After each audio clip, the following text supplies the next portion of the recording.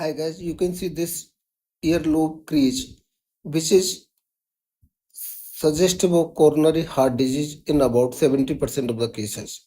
If heart symptom exist with this deep crease, you have to evaluate heart disease in patient like these. So this diagonal earlobe crease is present 45 degree in angulation. It is suggestive of atherosclerosis process in end arteries because this lobule supply by the anterior branch of superficial temporal arteries, which is end artery. So this plaque obstruct this and lead to this crease formation, which is suggestive of also development of high BP, diabetes, CV stroke, and peripheral vascular disease. So this earlobe crease sign is called Frank sign. So by seeing Frank sign and heart symptom, you should evaluate heart disease. Thank you so much.